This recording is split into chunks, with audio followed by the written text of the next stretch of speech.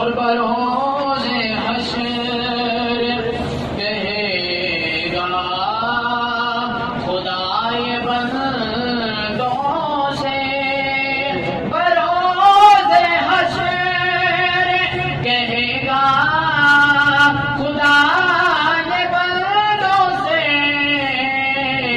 ارے جو مصطفیٰ کو نہ مانے وہ مانتا کیا ہے، جو مصطفیٰ کو نہ مانے وہ مانتا کیا ہے، یہی تو کعبے کا کعبہ ہے، سوچتا کیا ہے،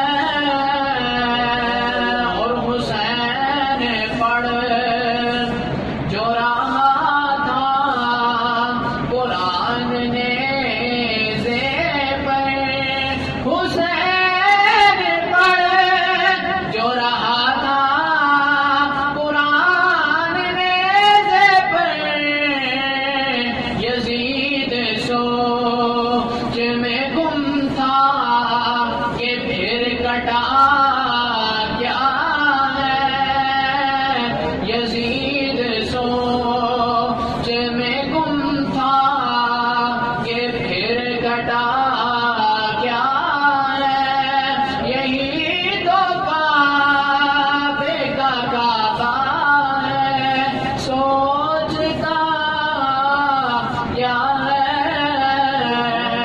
جو سامنے ہے مدینہ تو دیکھتا کیا ہے، یہی تو کعبے کا کعبہ ہے، سوچتا کیا ہے۔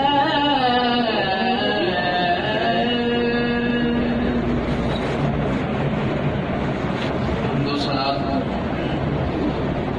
اور آقا حضور نبی کریم علیہ السلام کی بلند بارگاہ کے اندر ہدیہ نعت شریف عرض کرنے کے بعد میرے نہایت ہی واجب الاحترام بزرگوں، دوستوں اور پیارے پیارے بچوں، اللہ رب ذوالجلال کا فضل و احسان کے مالک کائنات جل جلالہ نے ایک مرتبہ پھر رمضان المبارک کی ایک عظیم برکت والی گھڑیوں کے اندر جمعۃ المبارک کی سعادت نصیب فرمائی۔ اللہ رب ذوالجلال کا بہت بڑا فضل و احسان ہے کہ اگر وہ چاہتا تو ہمیں جانور بنا سکتا تھا، اگر وہ چاہتا تو ہمیں کوئی پرندہ بنا سکتا تھا، اگر وہ چاہتا تو ہمیں درخت پیدا کر سکتا تھا، اگر چاہتا تو ہمیں پتھر بنا دیتا، لیکن اس نے فضل فرمایا، کرم فرمایا، بنا مانگے کسی دعا کے اس نے ہمیں اشرف المخلوقات انسان پیدا فرمایا۔ مالک کائنات کا فضل و احسان کہ مالک کائنات جل جلالہ نے انسان بنانے کے بعد کرم فرمایا اور ہمیں انسان بنانے کے بعد مسلمان پیدا فرمایا۔ مسلمان پیدا فرمانے کے بعد یہ کرم فرمایا کہ ہمیں صحیح عقیدہ سنی مسلمانوں کے گھر میں پیدا فرمایا۔ اللہ رب الجلال کا فضل و احسان کہ اس نے ہمیں ان سنیوں میں پیدا فرمایا کہ جو اہل بیت کے بھی غلام ہیں، صحابہ کے بھی غلام ہیں۔ سبحان اللہ۔ نبی علیہ الصلوۃ والسلام کے ہر ماننے والے، ہر چاہنے والے کے غلام بنایا۔ مالک کائنات جل جلالہ کی بلند بارگاہ کے اندر دعا ہے کہ میرا مالک مجھے قرآن و سنت کے مطابق حق سچ بیان کرنے اور آپ کو مجھے سن سنا کر اس پر عمل کی توفیق نصیب فرمائے۔ میں نے آپ احباب کے سامنے خطبہ شریف کے اندر جس آیا مبارکہ کو موضوع سخن بنایا ہے، اللہ رب الجلال اپنی لا ریب کتاب قرآن پاک میں ارشاد فرماتا ہے، یا ایھا الذین آمنوا کتب علیکم الصیام کما کتب علی الذین من قبلکم لعلکم تتقون۔ فرمایا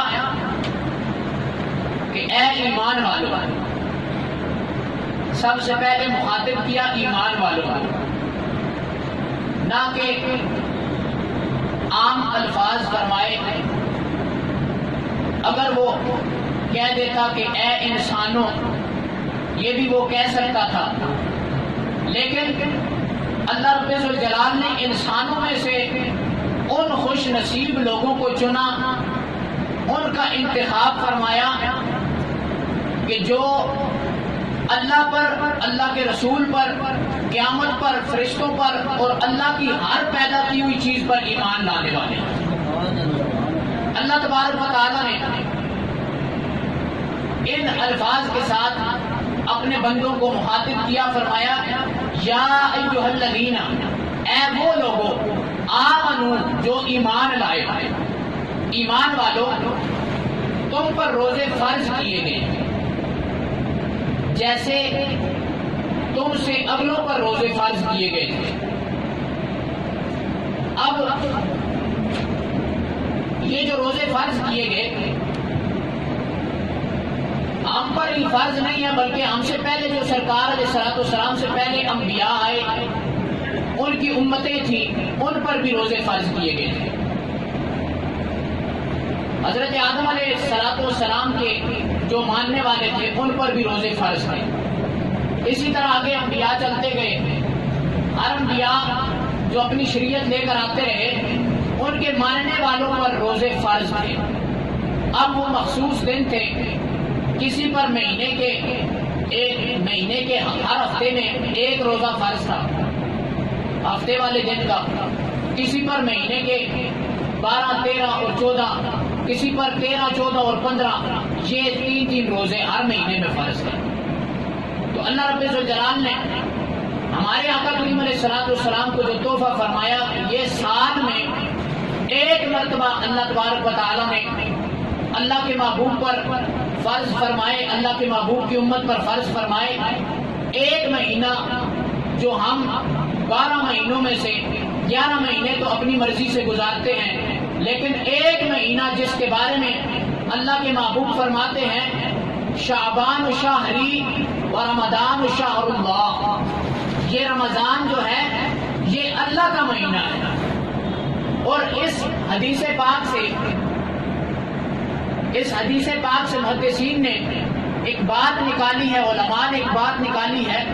آپ فرماتے ہیں کہ یہ جو حضور نے فرمایا کہ یہ شعبان میرا مہینہ اور رمضان اللہ کا مہینہ ہے، تو اللہ تبارک و تعالیٰ کے تو بقیہ بھی سارے مہینے اللہ کے ہی ہیں، اس کا تو انکار ہے ہی نہیں ہے، لیکن اس خاص فرمانے کی وجہ کیا ہے کہ اللہ تبارک و تعالیٰ فرماتا ہے کہ میں نے اس لیے اس مہینے کو اپنے ساتھ خاص کیا ہے، اس وجہ سے کہ جب میرے بندے 11 مہینے اپنی مرضی سے وقت گزارتے ہیں، جو چاہے کرتے ہیں، لیکن ایک مہینہ وہ میری خاطر مجھے اپنا رب مان کے، مجھے اپنا معبود مان کر، جب اللہ تبارک و تعالیٰ کے یہ پیارے بندے اس کے ڈر کی وجہ سے، اس کے خوف کی وجہ سے، اس کی رضا کی وجہ سے سارا دن بھوک پیاس کاٹ کے روزہ رکھیں گے، اس لیے اللہ نے فرمایا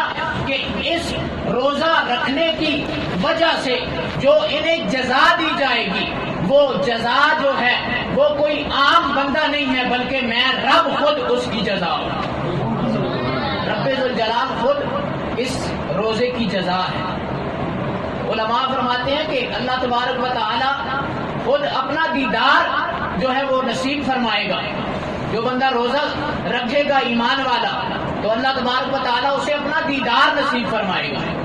اور قیامت کے دن سب سے بڑی جو ہمارے لیے خوش نصیبی ہوگی ایمان والوں کے لیے، وہ یہی ہے کہ اللہ تبارک و تعالی اپنا دیدار اپنے بندوں کو نصیب فرمائے گا۔ جو اپنے رب کو دیکھ لے گا اسے اور کسی چیز کی فکر رہے گی نہیں۔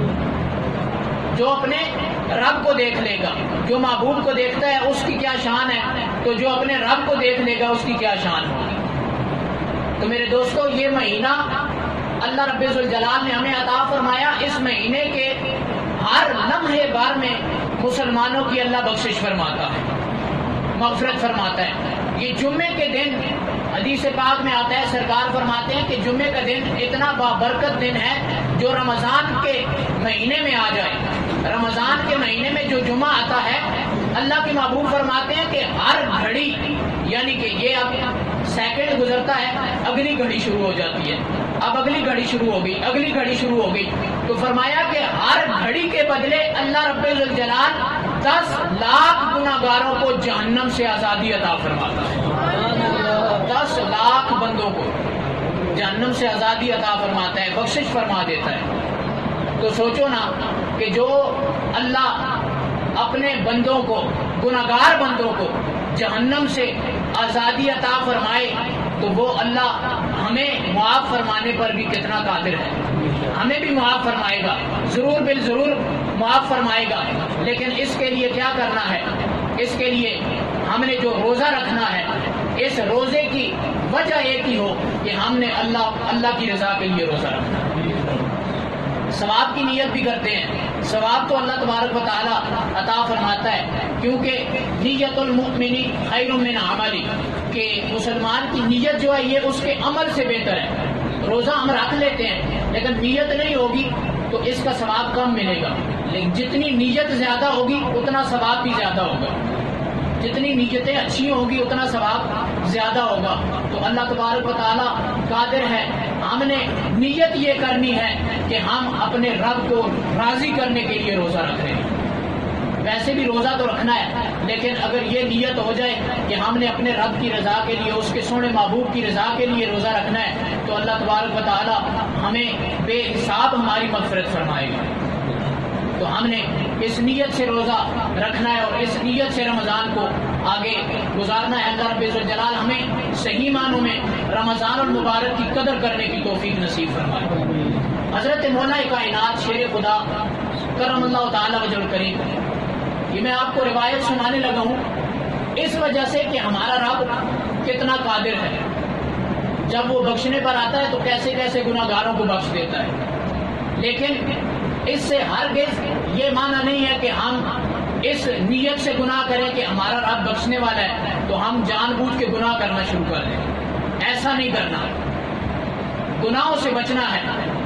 حضرت مولا کائنات شیر خدا کرم اللہ تعالی وجہ الکریم، آپ رضی اللہ تعالیٰ عنہ ایک مرتبہ کوفے کے قبرستان کے پاس سے گزر رہے تھے۔ آپ نے دیکھا کہ ایک تازہ قبر ہے، تو آپ اس قبر کے پاس تشریف لے گئے۔ آپ قبر کے پاس کھڑے ہوئے، آپ نے رب کی بارگاہ میں عرض کی، آپ کے دل میں خیال پیدا ہوا کہ اس قبر کے اندر جو مردہ ہے، اس کے احوال، اس کے ساتھ جو معاملات ہو رہے ہیں، یہ مجھ پر ظاہر ہو جائے۔ تو آپ نے اپنے رب کی بارگاہ کے اندر دعا کی، اے مالک، اس قبر کے اندر جو مردہ ہے اس کے احوال مجھ پر ظاہر فرما دے، اس کے حالات مجھ پر ظاہر فرما دے۔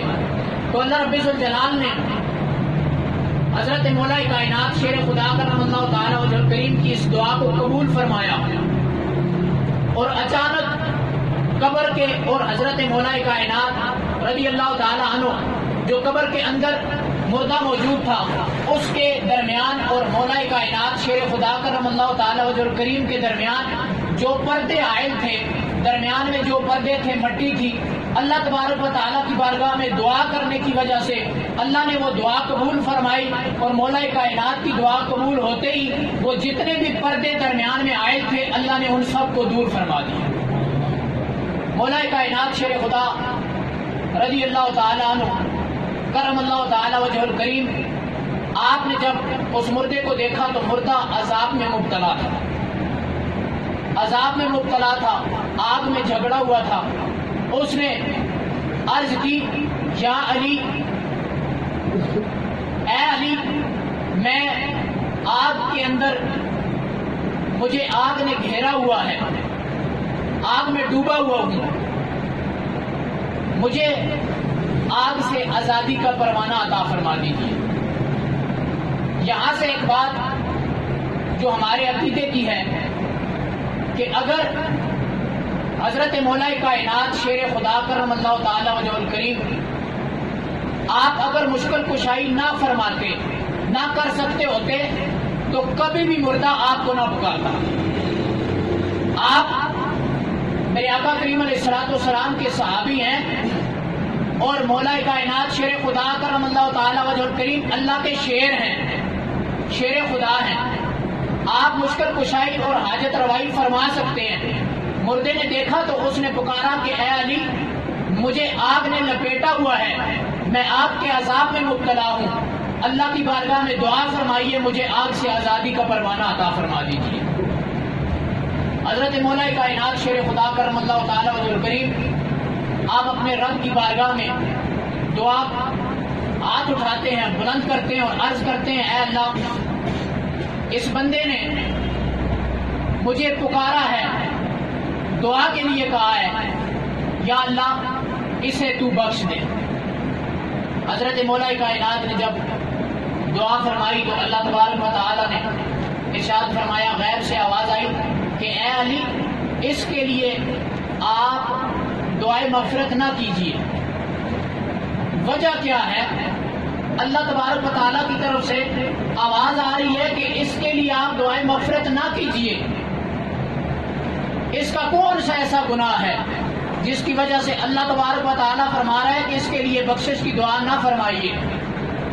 اللہ تبارک و تعالیٰ کی طرف سے آواز آتی ہے، اے علی، اس کے لیے مغفرت کی دعا نہ کیجیے، کیونکہ یہ بندہ دن کو رمضان کے اندر روزہ رکھتا ہے لیکن رات کو گناہوں سے باز نہیں آتا، گناہوں میں پڑ جاتا ہے، اس لیے اس کی بخشش کی دعا نہ کیجیے۔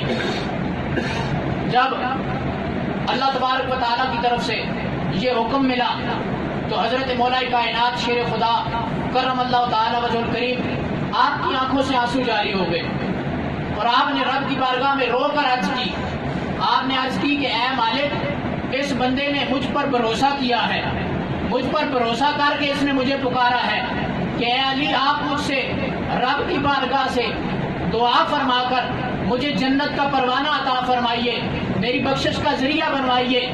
تو اس نیت سے اس نے مجھے پکارا ہے، اے اللہ تو مجھے اس کے سامنے رسوا نہ کرنا، میری دعا کو قبول فرما لے۔ اللہ رب ذوالجلال کریم ہے، کرم فرمانے والا ہے۔ جب بندہ اس کی بارگاہ میں آ کے جھک جاتا ہے، اس کی بارگاہ سے آ کے مانگتا ہے تو پھر اللہ رب ذوالجلال اسے اسی طرح واپس نہیں لوٹاتا بلکہ بخشش کے اور مغفرت کے پروانے عطا فرما کر واپس لوٹاتا ہے، اس کی خالی جھولی کو بھر کے واپس لوٹاتا ہے۔ تو حضرت مولا کائنات شیر خدا نے جب رو کر عرض کی کہ اے مالک، اس نے مجھے بڑی امید سے پکارا ہے اور میں نے بڑی امید کے ساتھ تجھے پکارا ہے، اے مالک اس کی بخشش فرما دے، اس کی مغفرت فرما دے، تو اللہ رب ذوالجلال نے حضرت مولا کائنات شیر خدا کرم اللہ تعالی وجہ الکریم کی اس دعا کو قبول فرمایا۔ دعا کو قبول فرماتے ہوئے فرمایا کہ اے علی، جاؤ، آپ کی دعا کی وجہ سے ہم نے اس کے سارے گناہوں کو بھی معاف فرما دیا ہے، اس سے آگ سے ہم نے جو عذاب اس کو دے رہے تھے، اس کو آگ کے عذاب سے بھی ہم نے چھٹکارا عطا فرما دیا۔ اس کو جو عذاب ہو رہا تھا، یہ جو عذاب میں مبتلا تھا، اس کے عذاب سے ہم نے اس کو چھٹکارا عطا فرما دیا ہے۔ تو میرے دوستو، حضرت مولا کائنات شیر خدا کرم اللہ تعالی وجہ الکریم، آپ جب کسی کے لیے دعا کرتے ہیں تو میرا رب رد نہیں فرماتا بلکہ قبول فرما لیتا ہے۔ تو اللہ کے نیک بندے جب کسی کے لیے دعا فرما دیں تو میرا رب ان کی دعاؤں کو قبول فرماتا ہے۔ اللہ رب ذوالجلال ہمیں اپنے نیک بندوں کے ساتھ محبت کرنے کی توفیق نصیب فرمائے، اپنے نیک بندوں کے ساتھ حسن سلوک سے پیش آنے کی توفیق نصیب فرمائے، اپنے صحابہ کا احترام کرنے کی توفیق نصیب فرمائے، اللہ کے محبوب علیہ الصلوۃ والسلام کی اہل بیت کا احترام کرنے کی توفیق نصیب فرمائے۔